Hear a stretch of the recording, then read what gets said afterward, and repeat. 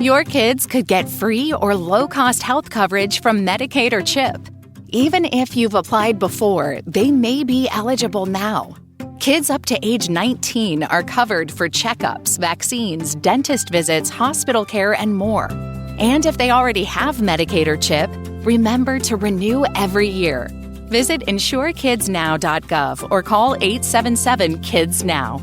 Paid for by the U.S. Department of Health and Human Services. The audio commentary. It's a dying art form, but here at One Track Mind, I, your wonky yet affable host Ryan Luis Rodriguez, analyze film through the prism of these embryonic forms of podcasting, one audio commentary at a time. Masterpieces, crapster pieces, live action, animation, cult classics, films literally no one has ever heard of. No track is too small and no track is too big. Join me and my guests from the entertainment world as we keep these features alive every other Tuesday. Hey, who else is going to discuss Bill and Ted's Bogus Journey one week and Citizen Kane the next? Us, that's who. Sure, you have to put up with my voice, but there's a certain give and take in this industry. That's One Track Mind, part of the Someone's Favorite Productions family and available wherever you get your podcasts.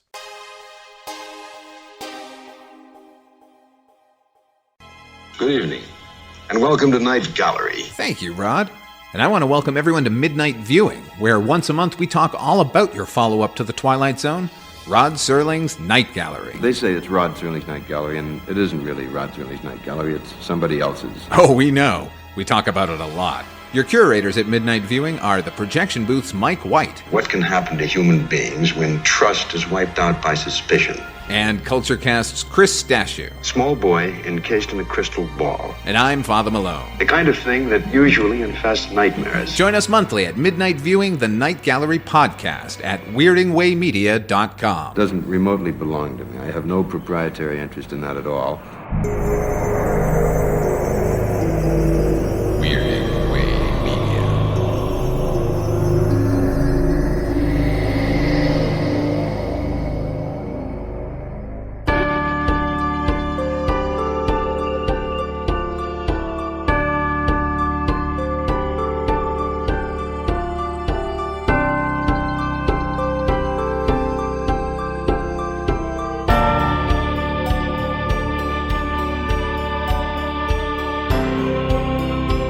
Welcome to Dark Destinations, an ongoing investigation into the shadowy corners of the globe, where our haunted past meets our startling future.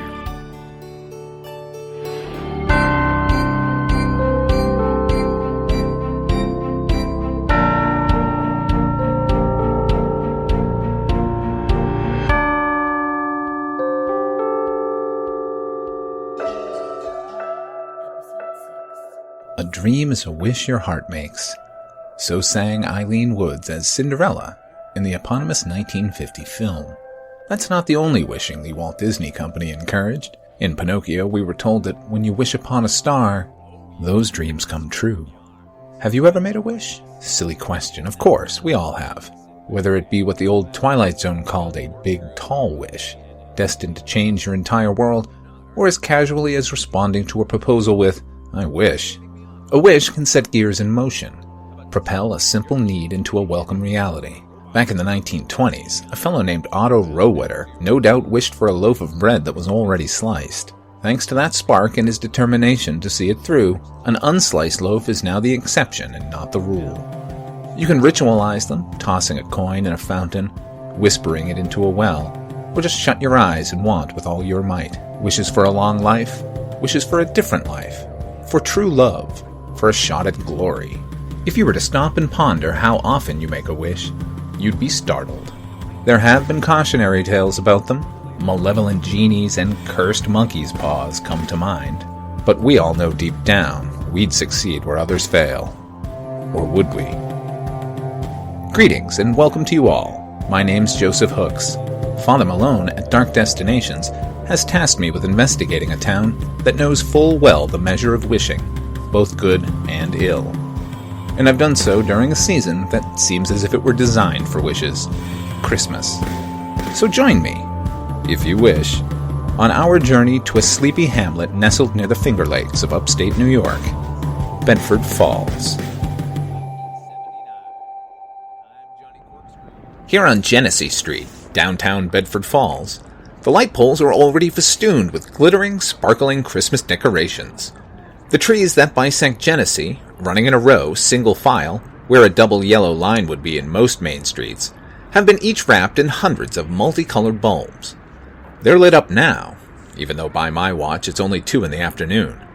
The sprawl and urban decay that have set in most small-town America is absent here.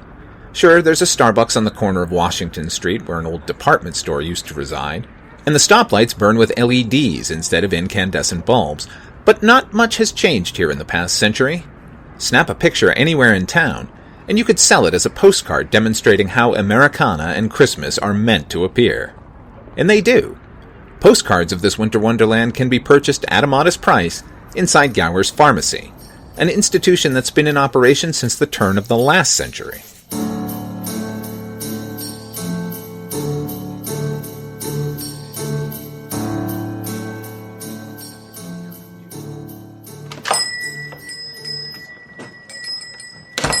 My granddad used to work here.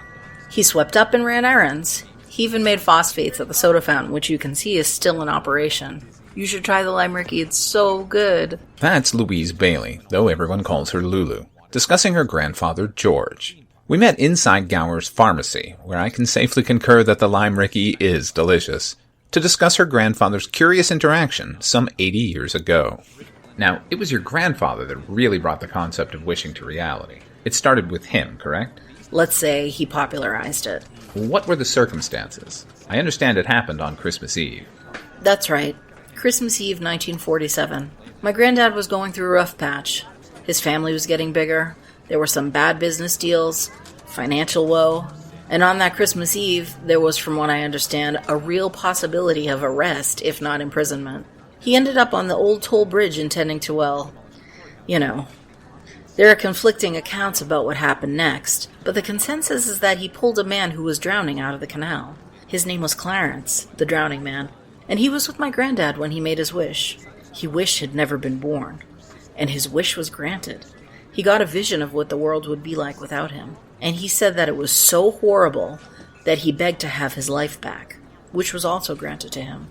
A lot of people didn't believe him, of course. My grandmother, in particular, thought he had just one too many bourbons over at Martini's and dreamt the whole thing. But my mother never had any doubt that he was telling the truth. George Bailey was too good a man to lie. Whatever anyone believes about the wish doesn't really matter now. We know that wishes are real. It's the part about Clarence that people debate. Granddad said that Clarence was an angel, sent from God, and I believe him. Seriously, who'd make up a story about being visited by an angel and then name him Clarence?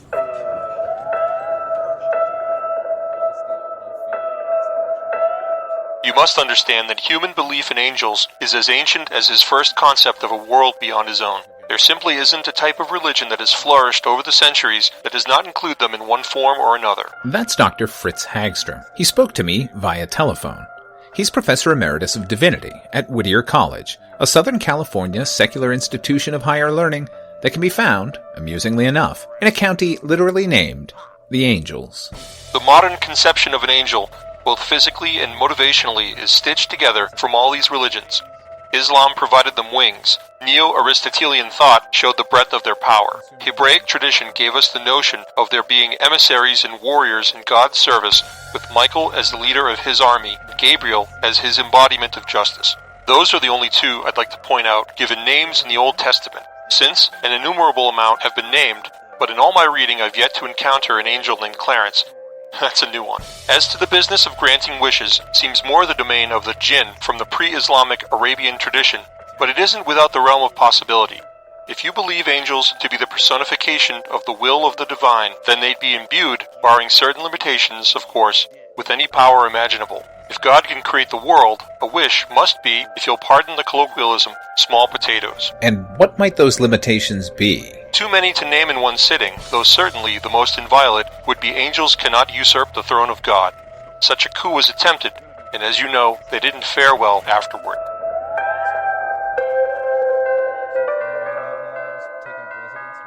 It's easy to forget that the devil, the brimstone-coated yang to God's yin, not to mix and match Eastern and Western philosophies too terribly, was once an angel himself. Some believe he was the first and most beloved by God. When he and a veritable legion of angels fought to overthrow the kingdom of heaven, they were cast out of paradise and into the depths of hell. They've been labeled as beasts or brutes, the depraved or demons ever since. But are they still not angels? Do they not still have the power they once wielded in celestial spaces? It's a question that loomed large in my mind while choosing to stop in at Martini's, Bedford Falls' oldest tavern. It's the watering hole where Lulu Bailey's grandfather imbibed more than a few spirits on that night back in 1947. The site of the original bar was over on Bridge Road, not far from that fabled canal bridge, but a fire in 1964 proved devastating, and they relocated to a more centralized spot on Washington and Genesee. It's there I met Elliot Parnell. He's retired now, but spent the better part of his life as the floor supervisor at the Wainwright Plastics Factory. He's a Bedford Falls man through and through, only ever having ventured as far as New York City. And, as it turns out, the perfect man to shed light on what happened next. There were 4 of us born that night. Poor Doc Reynolds had his hands full. It was the most born on any Christmas night up until that point. And what year was this? The year? Well, this was 1947. I suppose every parent thinks their kid is a miracle, but for the 4 of us, we were told straight out, and no doubt about it. See, that very night, when most of the town was home and warm and cozy, our parents were still at the hospital. In those days, it was a little bitty place, and the maternity ward was pretty well shared by everyone who was with child. Now, this is the way my ma tells it. She said it was a little before midnight, and out of nowhere there was this sound like a train hurtling by. Filled the entire room, just getting louder and louder, so loud that it hurt to see. Not hear, see. So she shut her eyes tight, and when the sound went away, she opened them and saw an angel standing in the ward. White robes, wings, the whole bit. Now I know that sounds loony, but if you knew my mother at all, you know she wasn't a woman given to flights of fancy. And she swore up and down that I was the easiest birth she had ever been through. I'm the youngest of 5. So there wasn't any possibility of her memories clouded by morphine or the like. And besides, even if she was, there were 7 other witnesses. And this angel tells them that tonight is special, that the Lord has made Christmas Eve a divine occasion here in Bedford Falls. And starting that night, anyone born in town on the 24th from now on were worthy of one wish. And whatever was given couldn't be given back. They took 'em pretty serious, I'd say. As far back as I can remember, they yell and holler anytime I started to say the words, I wish. Hell, on my birthdays, I'd be told to close my eyes and be thankful for what I had been given blowing out the candles. It wasn't until I was 7 that we were found out the truth of things, that the wishes were real. If the other 3 born that night had made a wish before me, they hadn't told anyone. So I suppose I was the first. What happened when you were 7? My dad was a miner. Most of those men used a headlamp strapped out front of their tin cap, but my father hated those things with a passion. He'd take a stretch of cloth and tie that lamp to his forehead. Used to tie it so tight my mother would joke, "You tie that any tighter and your head's liable to burst." My dad was a strong man. Decent mostly, child of the Depression, and from what my mama told me, he had a hard go of it growing up. Harder than most. Nowadays, they'd put him in therapy.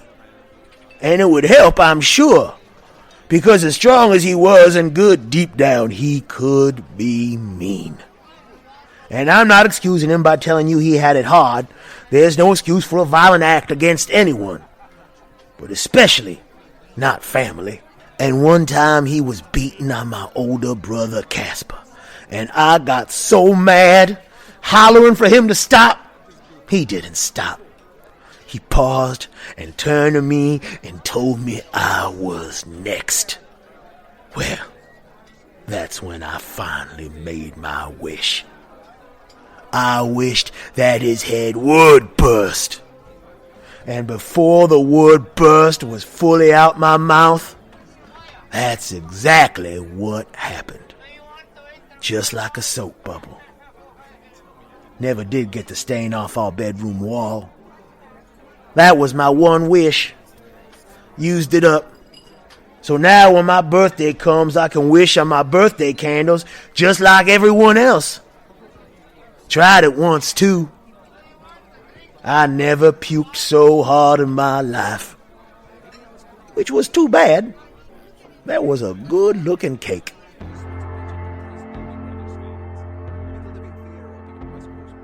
Officially, Silas Parnell, Elliot's dad's cause of death, is listed as decapitation on the coroner's report. It's neatly typed, followed by the date. In the notes section beneath, a fountain pen has scrawled 2 words: spontaneous combustion, followed by 2 question marks. I would have liked to talk to the other 3 children born on the same night as Mr. Parnell back in 1947, but they've all passed away. Luckily, there have been plenty of children born on Christmas Eve in Bedford Falls in the years following. And while many flat out refused any and all contact, I exchanged emails with several and was able to talk by phone to many more. Though both groups agreed I could share their stories under the condition I not record their voices or divulge their names. And most of their stories are actually quite sweet, happening when they were young enough that the most they could ever wish for was a new puppy, or a video game, or a better home for their family. Selfless wishes as light as gossamer. Seemingly without repercussion. No EC comic-style twist like the new home becomes reality thanks to a relative dying at the same moment the wish was spoken. Which is not to say there were no stories without menace. One respondent, who spent summers with his family on Van Cleef Lake, told me he was racing his brother to a floating platform found 30 yards from shore. He thoughtlessly wished to be able to swim like a frog. His email ends, "Thank God for voice-to-text software. You've no idea how hard it is to type with tightly webbed fingers." Another told me of her experience near the end of her junior year in high school. It was early June and she felt overwhelmed with the coursework and impending final exams and wished to be anywhere but here, only to suddenly find herself at McMurdo Station in Antarctica, where an early winter had just set in, stranding her there till September. "My parents were not pleased," she wrote. Only one agreed to speak on air, and enthusiastically at that. We arranged to meet at Martini's, where I should note they make a terrible martini, the following day. That night was a restless one in Bedford Falls. As troubling as the notion of people given the power to shape reality to their will might be, it's dwarfed by the far more sinister possibilities of its source. It seems entirely likely that George Bailey was visited by an angel of God. There have always been stories of angels bringing visions. But what about the one that appeared across town? Isn't it possible that in the face of a divine emissary granting a wish here, and on such a holy evening, that those fallen angels might not seize on that ability and use it for their own horrible, unholy purpose? Could saving one man's soul have damned everyone else in town? I'm back at Martini's and speaking to Rafael De Soto. Great name for radio. Coming up next, Rafael De Soto on WAAF. AAF? You grew up in Boston? Seattle, but I went to school there. Me too. UMass Amherst. It's funny how you mentioned radio. I took a communications course my sophomore year. No kidding. Yeah. Went in for on-air talent. Did maybe 3 shows on the school station before my professor quite rightly urged me toward the technical side of things. I had the drive, but not the talent. Oh, I'm sure you were fine. Now, Rafael, you were born on Christmas Eve, 1990. That's correct. I was hoping you could share your experience with the wishing phenomenon here in Bedford Falls. Has anyone else spoken to you about this? Aside from the Bailey family, I mean. The great Christmas miracle from God. What a joke. Bells and wings. Bells and wings? They didn't tell you that part? Shocking. Yeah. She always said a bell ringing is a sign that an angel has received their wings. Not even joking. Well, I did speak to the Bailey family, but I also spoke with quite a few others. They wanted anonymity, but they did share their stories. Let me guess. Bet she talked to you. Oh, she did, and like I said, they don't want their names released. Damn it, sorry. See, that's why you're the big-time radio guy, and I'm the third-shift forklift operator at Wainwright. But if she talked to you, I think I can guess which others did too. Well, they've been very forthcoming. I'm sure. Why wouldn't they be? Most of their stories are tailor-made for the Hallmark Channel. And your experience was less than wonderful? Experience? Experiences. Plural. Let me tell you, just being around the event when it happens can be traumatizing. Seeing something so bizarre happen right in front of your eyes can really do number on you. It's like they say in Apocalypse Now. It puts the whammy on your head. Makes you question reality. Whether the outcome is awful or adorable makes no difference. And there's another part of it. This is a little harder to describe. Every time it happens, and ask anyone in town, and if they don't agree, they're lying. Whenever it happens, everyone seems to feel a little dimmer inside. A little wearier. Not just physically, but mentally, emotionally, maybe spiritually, if that's your thing. See, there really aren't many of us. I know that even one of us having this power is a major deal, but think about it. The odds of being born at all are crazily against you. Not to mention born here in Bedford Falls. Not to mention being born on Christmas Eve. Those have to be astronomical odds, so there aren't many of us. We all tend to gravitate toward one another, and I'm not saying we're wearing matching jackets or anything. There's just a familiarity that we feel with each other, especially given the way the rest of the town tends to treat us. And how's that? Gently, but a merciless kind of gentle. Smiling too much and treating you maybe a little too nicely, but it becomes obvious that it's an act pretty quickly, which is worse than the ones that are straight up avoid you. You know they're scared, but the others faking that they're not, after a while it just grates on you. Anyway, since we tend to be around each other, we also tend to be the witnesses to the events when they happen. I remember... Oh, God, it's hard not to say their names, but I'll do my best. Okay, there were these two boys, a couple years older than me, twins. How's that for astronomical odds? As if twins aren't just naturally weird enough, these ones have an unnatural power. I was 10, so they were 12. And you know how 12 is. You want to stand out from the crowd, assert your individuality, and these boys are trying to do it with a literal mirror image doing exactly the same. Well, one day, they finally had it out.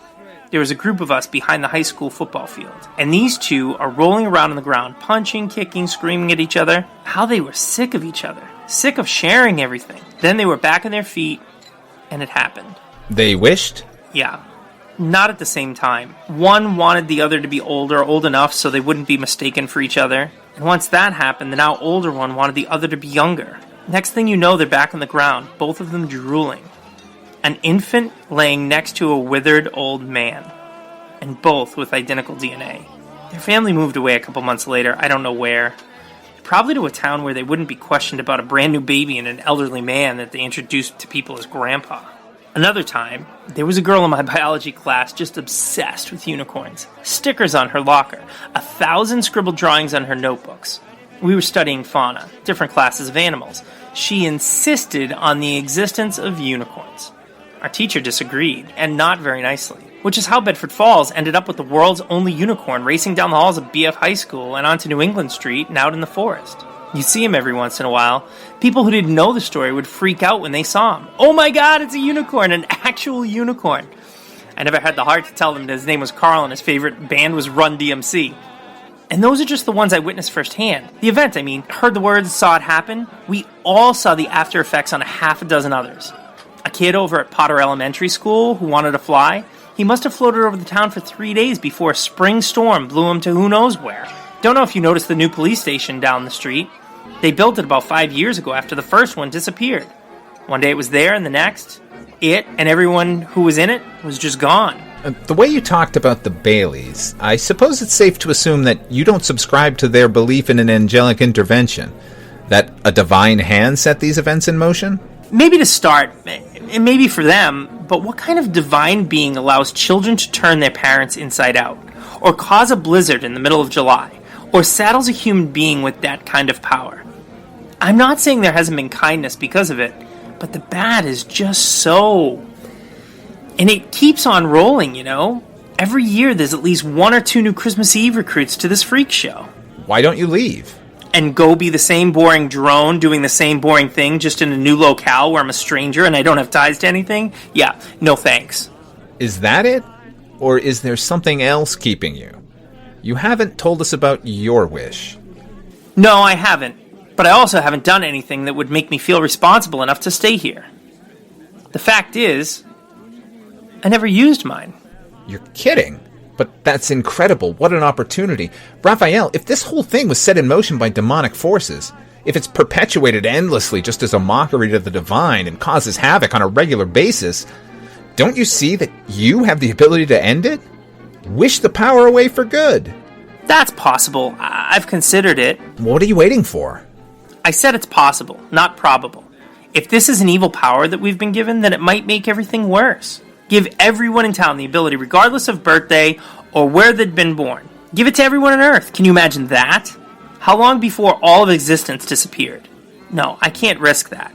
But I do think you brought up another avenue that's starting to sound very tempting. Leaving Bedford Falls. Well, you don't need to wish for that, and you said you would rather not. Me leaving town doesn't appeal. I'd just be the same loser I was here, but somewhere else.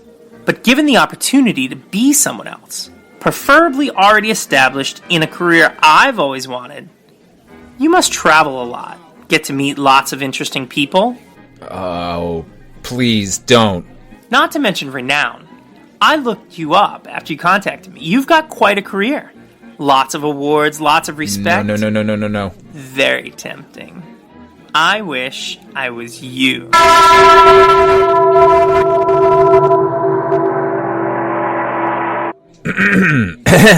Interesting. Well, so ends our investigation here in Bedford Falls. Thank you for tuning in. This has been Joseph. Joseph Hooks, your intrepid reporter, wishing all of you a very Merry Christmas. God bless us, everyone.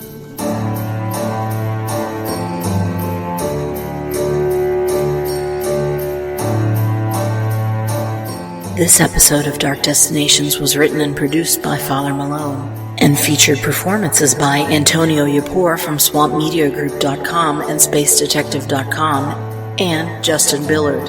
The music was adapted and performed by HP Music from hpmusicplace.bandcamp.com. Opening theme by Darren Curtis from DarrenCurtisMusic.com. We hope you'll join us next time. Until then, may all your travels lead to dark destinations.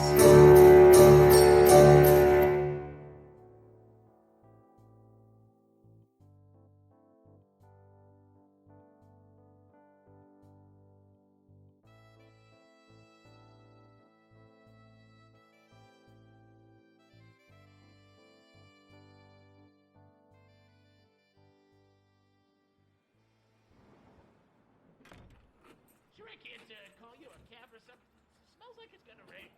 Nah, it's walkable. Thanks for putting up with me past last call. Let me give you a ride. Not necessary, barkeep. Suit yourself. Just walk fast, okay? If anyone says anything, you ignore them and keep walking. Gotcha.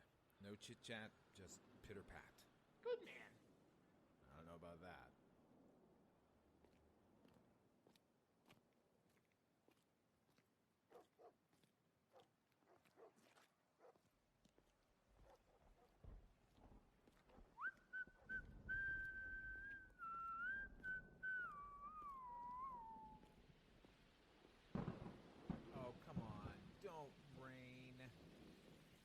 Everything east of the boardwalk is uphill. Now let's make it all slick.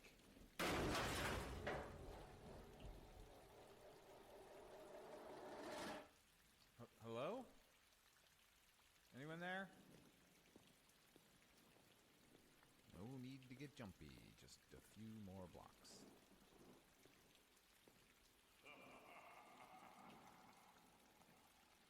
Hello?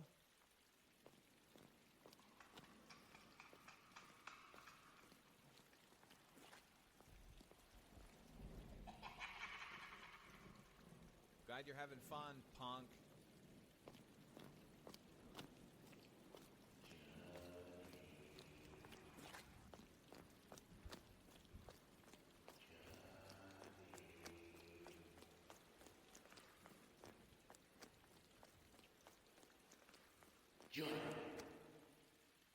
I'm a priest, just so you know.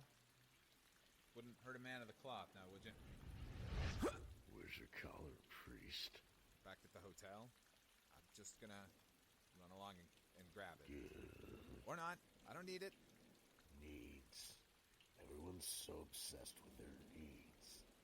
Take heart in the knowledge that soon you'll never want for anything ever again. Your eyes! What the hell are you? Oh, Lily. She must be one of you. You know her, Lily? And, Kalyan? They're friends of mine. No friends of mine. You don't have to do this. You're right. I need to. Let go! No! Black Knight creature! He's no priest, but I am. You don't want to use that. Look at the cross. See your holy destruction. Back, Johnny, get behind me. Holy man with a little cross. My eyes are closed now, priest. But I can hear you. And I'll find you. You and your useless cross. When I get my hands on you, I'll kill you slow. Yes. Follow my voice. Sancta Maria. What are you doing? Mater Domini Nostri. Stop. Ora pro nobis peccatoribus. Burn. Nun init ora mostri nostra.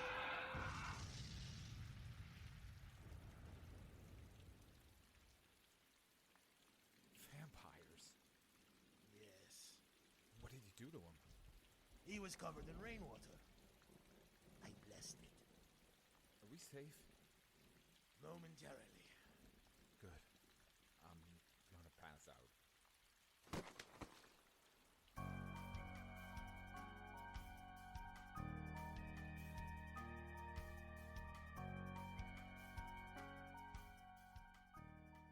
This episode of Dark Destinations was written and produced by Father Malone and featured performances by Antonio Llapur, Harris Porter, Dakota Sky, Matt Chaffee-Rudin, Chris Stashu, and Drew Beddow. Music by HP Music. Until next time, may all your journeys lead to dark destinations.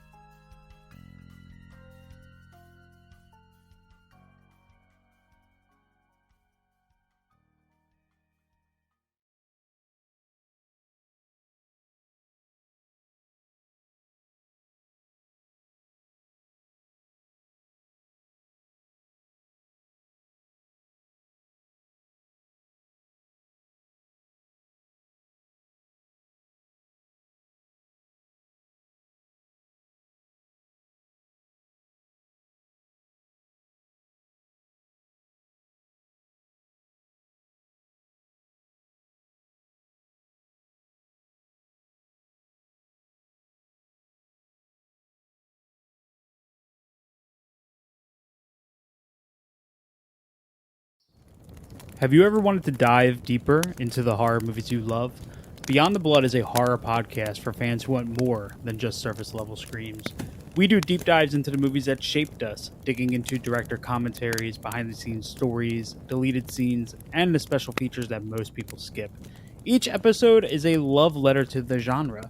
We break down how these films were made, the creative risks that paid off or didn't, and the lasting impact they've had on the genre as a whole. From 70s slashers to modern nightmares, we celebrate the craft, chaos, and characters that keep us coming back. If you're the kind of fan who rewatches movies with the commentary on, or you simply grew up in the video store horror aisle, the Beyond the Blood podcast was made for you. New episodes every single week. Subscribe, let's dig deep. Welcome to the Beyond the Blood podcast.